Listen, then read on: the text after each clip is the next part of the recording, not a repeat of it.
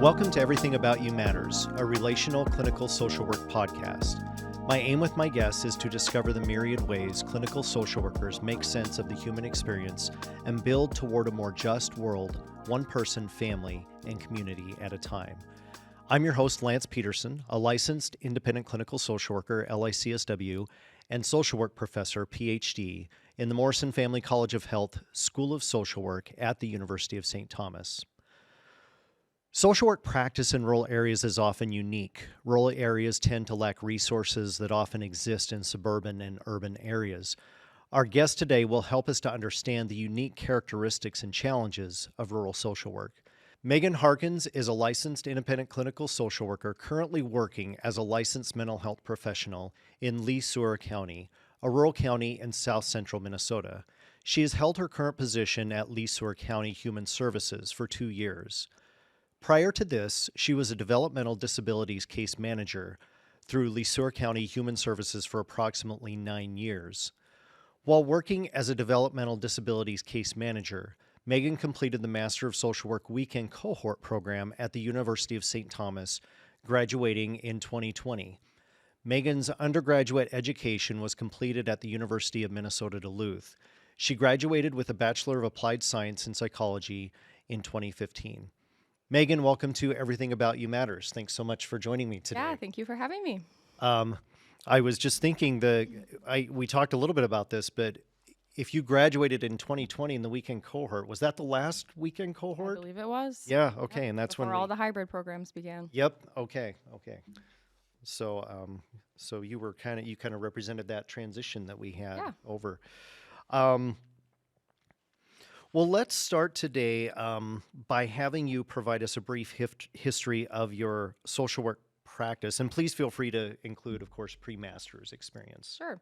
So as you had shared, I'm a licensed independent clinical social worker, LICSW, and I am working and living in a small community in south central Minnesota. So for a little bit of perspective, Lee Sueur County's population is currently just under 30,000 people. So not the smallest by far, but also not the biggest for sure. A little back history on how I ended up where I am today. While I was working on my undergraduate degree, I held a couple of temporary positions at Lee Sueur County. So I spent time at the sheriff's office in public health. And then actually once I did get my degree in psychology, I was hired on once again as a temp worker in human services. And then just shortly thereafter hired on full-time as a developmental disabilities case manager. Within that first year of working, I decided I wanted to go back to school, and that landed me here at St. Thomas in the social work program.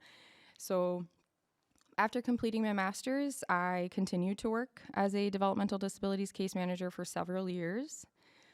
And at Lee Sueur County, we were very fortunate to have 2 really great psychologists on staff for, over 30 years.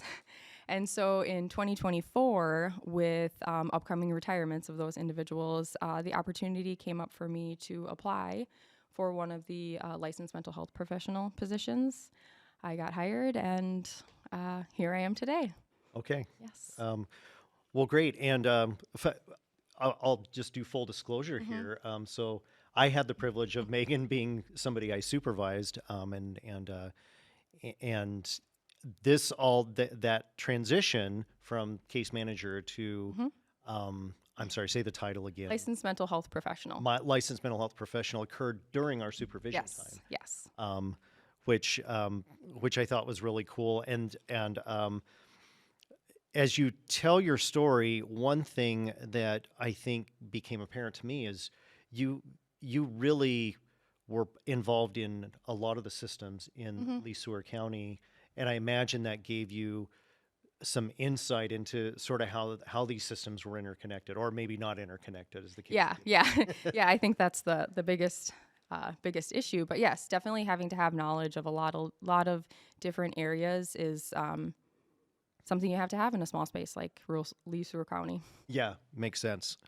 Now, you may have answered this already, but what is unique about doing clinical social work in rural Minnesota as a case manager? Yeah, I think there's a lot of things that make it unique. For me in particular, living in the community my whole life makes it maybe a little extra unique. There's definitely an interconnectedness and a sense of, I want to say, responsibility maybe to support my community, as I have often felt supported through my time there.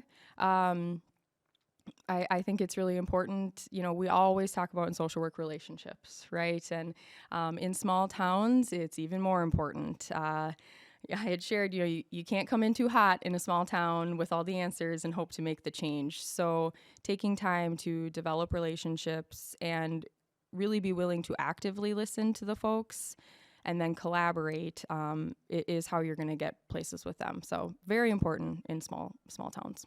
That makes sense. The other thing that I thought about as just bouncing off being embedded in the community is it really puts in sharp relief the NASW Code of Ethics about not having dual relationships where possible. And I would imagine it's got to be impossible. Yeah, I mean, it is inevitable.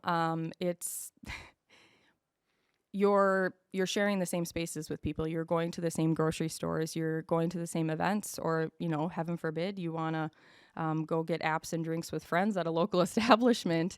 You're likely going to run into someone, and tackling that head on with folks and just letting them know is really important. Yeah. Is there too? I would imagine it makes social media presence even more challenging too. Yeah, definitely being mindful of how you represent yourself on social media. Taking extra steps as far as privacy goes. I have a family of my own, and so just making sure that some of those things stay separate when they can. But also, I am on social media, so maybe a client finds me, and then it's having the conversation with them about what the aspects of our relationship are as far as, therapist or assessor and client or person served. And not making it be a shameful conversation or a, hey, you can't do that, but just having the open conversation with them makes things a lot easier. That makes sense too. I operate sometimes in a smaller space in my private practice because of my church affiliation and the fact that it's a pretty small. It covers a fairly large geographical area, but is pretty small. But then there's always this possibility of seeing each other at church events, things like that, and having that conversation of, I just so I'm not trying to be dismissive of you when I see you. I'm making sure that you feel like you can have your privacy, and if you approach me, I'll say hi. That's kind of how. Yeah, that's generally how I go about it. Like, I'm not going to call attention to it when we're outside of the therapy space, because you have a right to your privacy and accessing services just like I have a right to my privacy, and kind of keeping things separate as much as possible when you're in a town with 2,500 people. So yeah, well, that's great. I think this is really good conversation for students and others who may be watching this, who trying to understand how that dynamic will work. Let's see. We might have covered this already. What were some of the challenges for providing case management services when you were doing that work? Right. I think the biggest challenge, and it probably does end up being a good thing if you're developing as a case manager and social worker, is the fact that rural social workers and case managers rarely wear one hat. So we are not siloed in our responsibilities or tasks. So when I was doing case management, I wasn't just a case manager. I was also a certified Min Choices assessor. So I, along with my other DD case managers, were managing those traditional Rule 185 disability cases, but we were also managing waivered cases. We were entering our own service agreements or service arrangements. We're managing pieces of grant funds for those who are eligible for it. So you really do have to tap into a lot of things, and you have to be willing to absorb it all, because chances are, you're not going to use the same service with this person, but you might have to tap into it later. So familiarizing yourself with a lot of the concepts that come with case management is really vital as a case manager in a rural area. Yeah, that makes sense too. What role does rural poverty play in service access? Sure. I think it plays a big role. So most people know rural poverty is maybe less visible than urban or suburban poverty. I think in Lee Stewart County, similar to other rural spaces, we struggle with limited infrastructure. So, talking about the big things like transportation, housing, clinics and hospitals, broadband or internet access, just to name a few, I guess. Yeah. It can be really challenging. I think if you asked any one of the current Lee Stewart County case managers, the first thing that would come to their head as far as like tying rural poverty to service provision is transportation. Things are spread out where we're at, right? You have to likely drive to get to where you're going. And if you don't have your driver's license or you don't have a reliable vehicle, or you do have both of those things, but your partner has to use the car to get to work while you're going to an appointment, you have to figure out how you're going to do it. We do have some medical transportation if your insurance kind of affords for that, but oftentimes there's one provider for 3 communities. So lining things up perfectly doesn't necessarily happen. Telehealth can be an option, right? Everyone is kind of going toward that. And especially in our area, we actually had several clinics close within our communities over this past year. So maybe tapping into telehealth. But again, with the broadband and internet access, it's hard to complete an appointment a lot of times without disconnecting over and over and over again. So I would say it plays a big role in service provision and access for sure. Well, yeah, because even just the transportation piece, when you talk about, sometimes insurance will cover medical transportation, you still don't have, you don't have like good bus systems. I suppose urban areas will we have, like 1 or 2 public transportation providers, but even those, it's often, hey, can you call us ahead of time the second you get that appointment, 30 days out, so we can see if we can arrange that for you. So it's a lot of lining things up for folks. And if you can't do that on your own, that's oftentimes where a social worker or a case manager comes into play. So just a heads up for folks who might want to do rural social work as a case manager, you are going to spend a lot of time in your vehicle, not only just transporting clients to appointments, but just physically going to see your clients. They don't often live right by you in rural areas. So, but also a big part of case management then with those lack of services is continuing to communicate with the provider. So if it is a missed appointment, it's not a no-call, no-show situation, so you can continue on with the provider. Or trying to get creative. Can we meet in the middle? Can we get the provider and the client to the government center so everyone can meet together? So different options, but it's definitely a struggle as far as services go. So the provider and the client in going to the same government place, you're saying that it's kind of, it's trying to take care of 2 things at once approach. I got this government thing to take care of, and I can meet with my medical professional. Yeah. So that, and maybe you have a employment coach or something that generally meets you at such and such place, but you can't get there. Well, maybe you can get to the government center, or your social worker can get you to the government center. Your employment provider can also come there. We'll sign out a room for you. And while you're at it, why don't you meet with your financial worker? Or hey, if you need to do something else within the government center, it's all right there then. So even as you describe this is just dizzying to think about it, because I'm just envisioning as a case manager, you're having to coordinate sometimes 3 or 4 things at sort of this one location, one time. Yes. It sounds like. Yeah. That's wow. You get used to it. Yeah. You certainly do, but it is a hard thing to get used to, and for the clients that you're working with, it's a struggle. We know of the resource, right? Maybe, but it's not in our area. So how the heck are we supposed to tap into it? Right. Frustrating. Yeah, that would be frustrating. What do you wish was more available in Lee Stewart County? Yeah. Maybe that's just the obverse. Well, yeah, no. I guess I won't be too creative with this answer and just say transportation, Sure, okay. right? Because even if we don't necessarily have like the specialized service in our area, or internet is choppy and things like that, we can at least get people to a service. So I'll say transportation at this point. Okay. Yeah. And as a licensed mental health professional now, so kind of shifting from Hmm. case management, how has your practice changed or shifted? Yeah, I think the biggest shift is the population, the folks that I'm working with now as a case manager, working primarily with individuals with that intellectual disability diagnosis or a related condition, similarly impacting their functioning.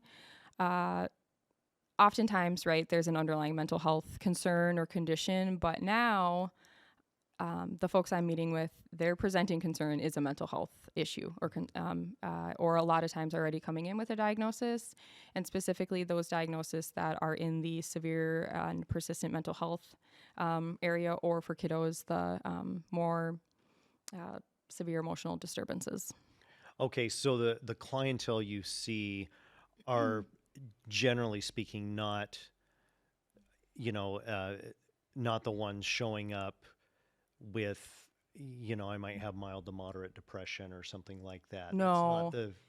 the typical case you would see. Yeah, yeah. So as far as like presenting issues, it's folks I would say who are really, really not doing well. It's not just your kind of minor worries or concerns, and it doesn't tend to be isolated incidents. It's pretty large scale things that are impacting a variety of functions, and in a variety of contexts too, I should say. So it's not just home or work, it's both, and it's community and it's school, or it's all of the above. So, folks that are really having a hard time and they're finding themselves then at the county levels seeking support, and oftentimes they're with me then. Okay, and that kind of got to the next question about the Sure. demographics and specific challenges. I I don't remember. Okay, I didn't put this question in here, so forgive me if this puts you Hmm. on the spot. But Sure. how did your work in case management, which was different, you were working Yeah. with kids with developmental disabilities and their families, um, how has that informed your practice now as a mental health professional, would you say? Yeah. So I guess I can tie that into like what the overall big shift as far as my practice goes. So, as a case manager, working with families and kiddos, a lot of times I'm highly solution focused, right? Like, I'm kind of always in this problem solver referral mode. And now I am the service that's referred to. So, I'm there for the therapy or the consultation or assessment. So, I'm definitely always taking from that case manager mindset in a lot of ways trying to bolster, through collaboration with case managers or other service providers, to maybe attend to some of the basic needs a little bit more, so that in the therapy space, we do literally have time and space for attending to some of those higher level need areas that are really often pushed to the back burner when people are literally just trying to survive and make ends meet. So I I think I definitely take a lot from what I learned as a case manager and continuing to reach out to people. You know, we as social workers can't do it alone. Our clients certainly can't either. So continuing to just always have kind of this comprehensive view of supporting people has been important. Okay. On that note, then, do, do, do you do you kind of take on maybe this slight case manager role in referring them to services, or do you try to just sort of connect them to a case manager if you can, or Yeah, so a lot of times referrals do come in for a person wanting case management. So then maybe they'll meet with me or my colleague to do an assessment to determine eligibility, right? So from there, I can let the intake worker or whoever is going to be assigned as the case manager know, hey, in meeting with this person, I'm wondering if this would be a good service or a good route to go down. And then they're handling the referral portion. But if I'm meeting with someone kind of standalone for therapy, I will certainly put in a referral. I'll call a community agency and see what's happening, just because like I have developed those relationships with a lot of providers, and I have comfort in it. But that doesn't necessarily mean other folks in the same role. You can certainly hand things off to others to continue the service provision route, I guess.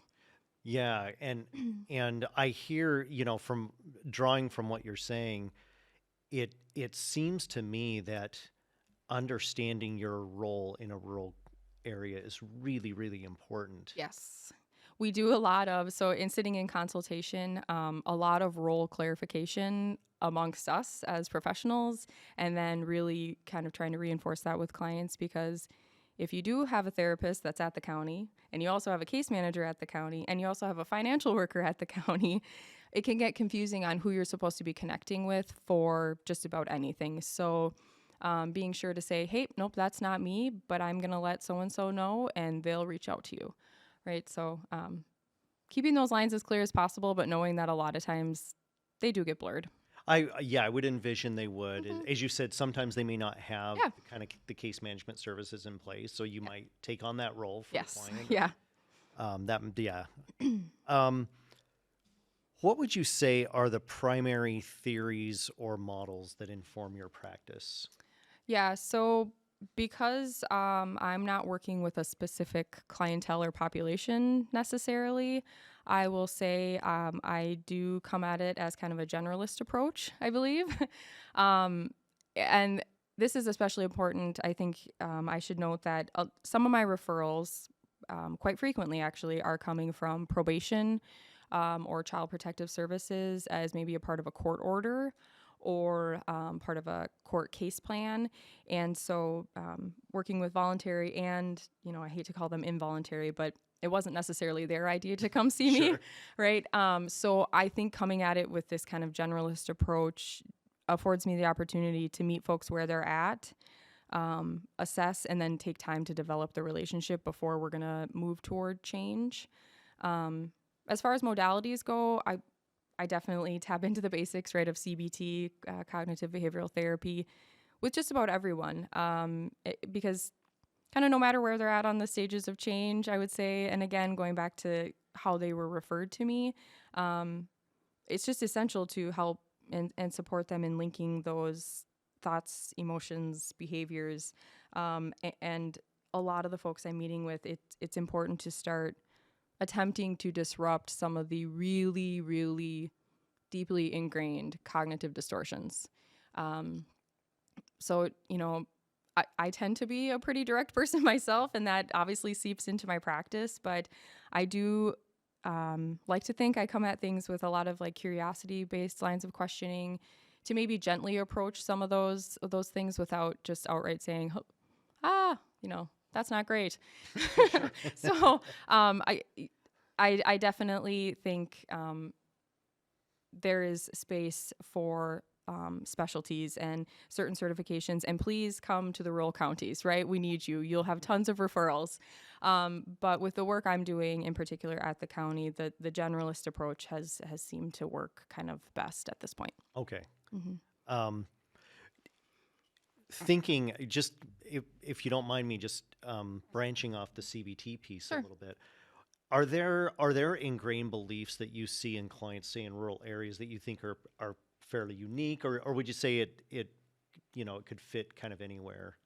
A little bit of both. I think, so as we had talked previously, when you've lived in the same kind of small space your whole life, and maybe you haven't seen different things, it becomes the only thing you've known and the only really way you've lived. And so when that seems to be the issue with how you're functioning, that then needs to be what's worked on with me and with your other providers and things. And so I'll say the distorted lines of thinking can be very universal, but sometimes in a smaller area, they're pretty specific to just simply really never having the opportunity to get out. To get out of a rural area. Yeah, And yeah. to kind of have that mindset that this is how the world operates. Yeah, people think a little bit differently over here, and that's okay too, Mhm. right? That's so, and gently approaching that has proven pretty productive with some folks. So, Yeah, and I would envision that because rural areas can become more isolated, mhm. that maybe stigma, things like that, are a little bit more pronounced in rural areas. What would you say to that? Yeah, for sure. The sensitive topics around mental health are generally not talked about, and they're not really broadcasted like like they should be, right? So a lot of stigma tied to it in small towns. Kind of going back to that culture piece of small towns, there's a lot of self-reliance and there's a lot of pride and resilience. So tapping into the areas that you can't necessarily see that hurt us and impact our functioning can be pretty hard. Yeah, you're reminding me of an article I read years ago about, and I was reading this because I was in a different state where Appalachia was a part of that Okay. state, and the author of the article talked about how those that live in Appalachia and are in poverty really challenge every single stereotype about poverty. They tend to be more conservative. They tend to Mm-hmm. be self-reliant.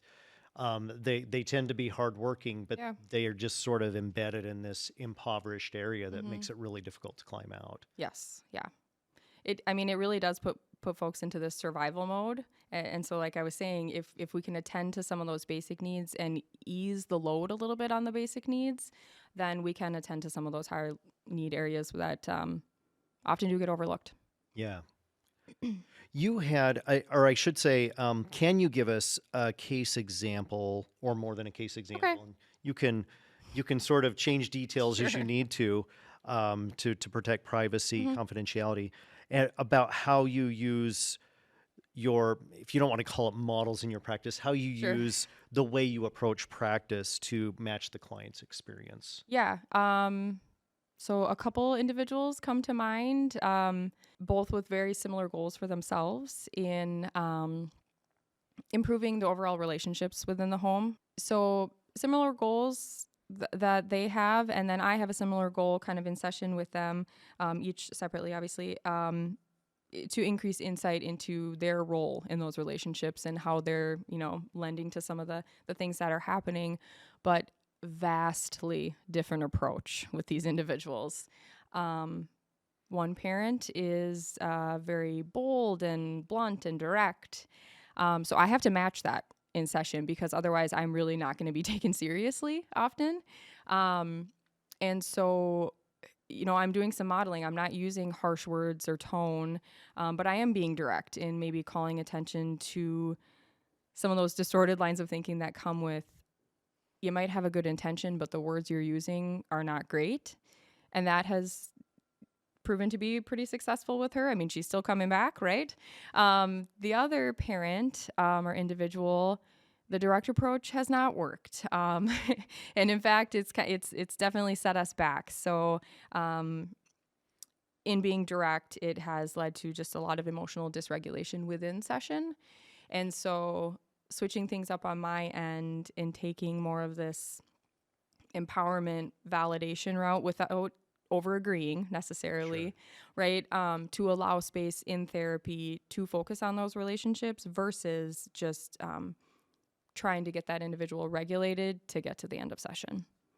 So similar, like if you were looking over it, a lot of similarities going on there, but just really big differences in how to approach them to support them.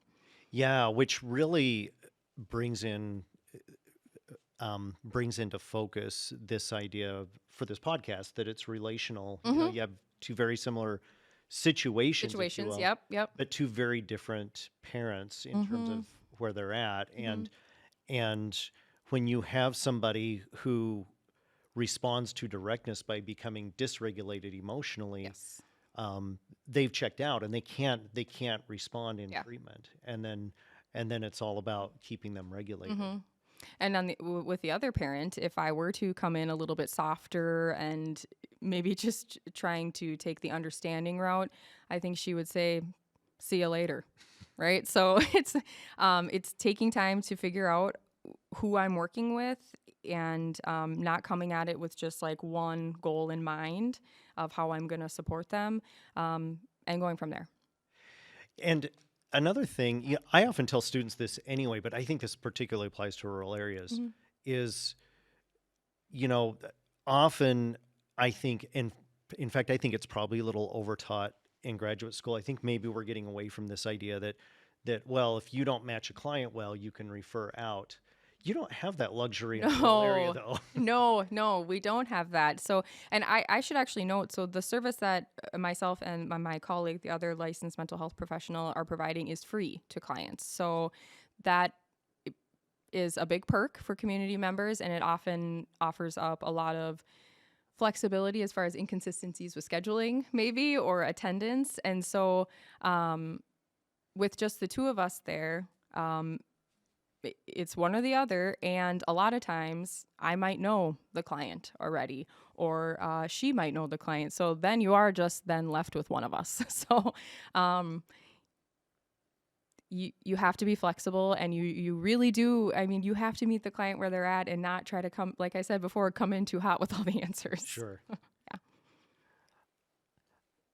Yeah. Um, okay, this next one, we did talk about boundaries already. Mhm. Did you have anything to add to that we didn't talk about already? No, I think we hit on most of those areas. Okay.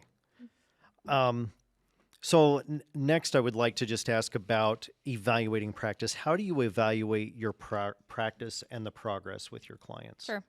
For myself, it's a ton of consultation where I can find it. um, I do a lot of checking in with, like I had shared, my colleague. I also have a consultation group that I meet with monthly. It's super important. For me, just a couple years in, it has definitely helped reduce some of the worry and anxiety that comes with imposter syndrome, for sure, right? Just checking in and saying, this is what I'm seeing in session. Am I doing it right? Am I doing anything, in fact, at this point? That has been very important for me. As far as clients go, progress, of course, use of standardized inventories or questionnaires, PHQ-9, GAD-7, PCL-5. It's always good to get the subjective endorsement from your clients on a piece of paper, so then we can have a conversation later. This is where they're seeing themselves. This is what I'm seeing in session, and maybe how they differ or are similar. Those are very important. I think the most important thing as far as progress goes is in real time calling attention to things I'm seeing in session. I just recently actually had a client who presented to session with maybe some manic behaviors going on, some symptoms I was observing. And so calling attention to those and having a conversation about what I'm seeing in an effort to maybe reduce some of the impact or the fallout that can come with an episode.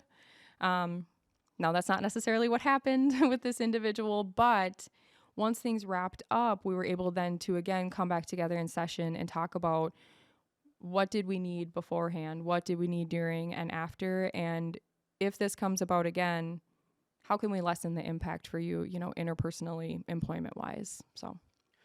And that is such an important part of that relational aspect, is calling attention to those relational pieces, right? And identifying how what they've done is impacting themselves or others in ways that are I don't know if this comes up, it's sort of disconnecting them from relationships that they have. Yes, for sure. Yep. Yeah. I'll just for our audience, I'll just mention too, the GAD-7, that's generalized anxiety disorder, right? Yes, And that's 7 questions. Is that why it's 7, or is it? Yes. Yeah, okay. Yep. And then I know that is the case. The PHQ-9 is the patient health Healthcare. Questionnaire, very common one to Yes. use. Yep. I'm failing on the PCL-5. Yep. So that's the PTSD checklist. Oh, sure. Yep. Yep. So the questions all line up with the criteria in the DSM for PTSD. Okay. Yep.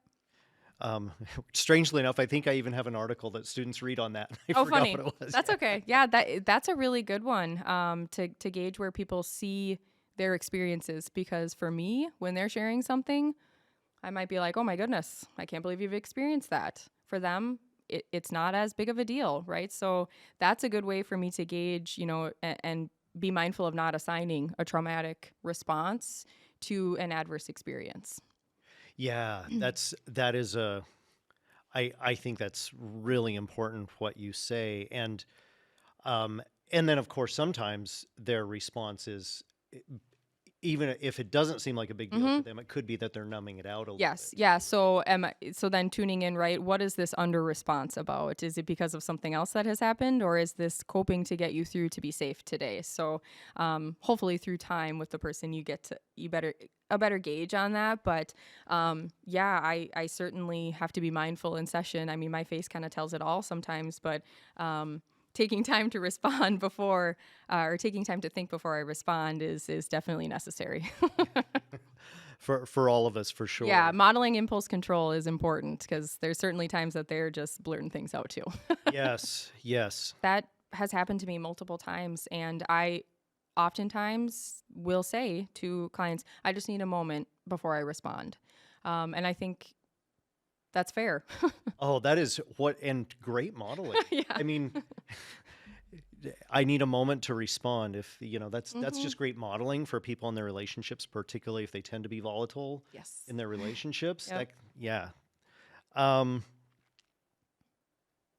how do clients eventually get discharged? Sure. Yeah. So only being in the gig a couple years now, coming up on 2 in June, I haven't had a lot of those traditional termination moments, I'll say. I have definitely had clients who I've established and seen them for a bit, but something comes up that's bigger and maybe more important in their life than social work or therapy, and they've just disconnected, right? They've kind of discharged themselves, and that goes back to, again, like the basic needs. So something bigger is happening, and right, we would love to have them in therapy, but it's just not working at the moment. I do currently have an individual I'm working with who has been successfully discharged from felony probation, and they are looking to move. So the past couple months, we've definitely talked about how can we continue to set you up for success upon your move? What might you need from me in your relocation? And continuing to hone in on like the change in coping skills that we've tapped into big time in therapy to help her be successful. Okay. Mm-hmm. That's great. And you're reminding me too, having started my outpatient mental health practice in a rural area myself, that sometimes the wins can be very small, Yep. and that you really have to celebrate those when Yeah. you have them. Thinking of a woman who was telling about this difficult family experience, and she was sort of laughing and nodding as she was telling it, but I could tell that's not how she felt inside. Sure. And I just said, wow, that must have been really hurtful to you. And she cried for 40 minutes straight, and just heaving sobs. Mm-hmm. She came back the next week and said, after our session, that is the best night's sleep I've had in years. Right. And How cathartic. yeah. Right. Yeah, I think it's something to say that a lot of times I'm there to hold space for a person to just share and feel something that maybe they can't feel in their home setting or work or out in the community. And so I think that's just as important as any modality or specific therapeutic treatment that can be provided as well. For sure. We work with what we have and what we can do. Yeah, in, for sure. in the area we're in. For sure. Yeah. So I feel a need to apologize to any of my students who are watching this for me repeating stories that they're. Oh, that's all right. What advice would you give social workers interested in the kind of practice you do if they wanted to do rural social work practice? Yeah, I think the biggest thing is don't be afraid of kind of the geographical vastness that can come with rural social work. It can feel quite easy to, or be quite easy to feel isolated or maybe alone in the work that you're doing in a rural space. But we're out here, seek us out, right? You don't have to do it alone. And if you are going to try to go about it alone, you and your clients just won't be quite as successful. Additionally, I'll say this advice was given to me by another county mental health professional who, he's at a different county, but he actually just retired after 37 years at the county. So his advice was continue to seek out and kind of be a part of pro-social events or activities where people are also doing really well. The importance of, finding those moments of joy with people who aren't maybe having the same struggles as those that you're spending 40 hours of your week with is really important as well. Yeah, because the practitioner has to take care of them because we can't be the people we need to be for our clients if we're not taking care of ourselves. Right. And in a small community, you're seeing it at work, you're seeing it in your community, you're living it. So really being mindful of that and taking advantage of spaces where things do feel really good is also helpful. Well, just a plug for small community events. There's to me at least there's this sense of less pressure going to a community event in a rural area. Okay. I don't know why that is, but I maybe that's because I grew up in one. But there was one thing I really wanted to quickly return to because I don't know how many folks are considering consultation groups, and you talked about one that you're in once a month. How did you find it, and then what is it specifically? Yeah, so that is probably the biggest thing I can tell folks as far as like getting yourself a resource or finding something. It is finding consultation. So I was lucky enough when I got hired on that another smaller-ish county, a bit bigger, a few more resources, but they also have licensed mental health professionals on staff, and they were seeking consultation as well. So we got paired together, and I will just say it is like an integral part of my practice. Being able to talk with people who are seeing the same things, like having the same struggles as mental health professionals is so important. I mean, it has to be a part of your practice. I know it should be in any aspect of clinical social work, but in those small spaces to reduce that feeling of isolation or, like, what the heck am I doing out here alone? You really need to find your people to connect with. Yes, I think that relational piece that we keep talking about with clients really extends to our own networks. Yes, for sure. That we're connected, and it almost can be counterintuitive because as a mental health practitioner, as a therapist, a big part of your job is maintaining confidentiality with your client, and of course you need to do that. And that does not preclude this idea that still you're in a profession that really, I think is best done when you're in community with others doing the same kind of work. Yeah. I mean, there are times after session that I need to seek out my colleague to just check in to say that, this is what I heard, this is what I shared. What would you have maybe done differently, or how can I change things up here? Because I can't do it alone, and I feel like I would be doing a disservice to that individual just trying to wing it by myself. Yeah. To end today, and I can get this in the show notes too, any resources that you can think of that would be helpful for what we've been discussing today? So I guess I am not a wealth of knowledge when it comes to journal articles or, that type of thing. But something I've tapped into recently is a podcast called The Rural Social Worker, Closing the Gaps Despite the Distance. So nice. This is a provider that is not in Minnesota, but some similarities within her state, and just really, again, goes back to having kind of those shared experiences as a provider and hearing from other people on ways, especially to be creative as a provider in a smaller area. And again, just knowing you're not alone out there. Okay. Great. Well, Megan, this has been a great conversation. Thank you for joining me today. Yeah, thank you for having me. Yeah. As we close today, I want to thank Peter Monahan and all others who have worked with him in the studio to make this podcast possible.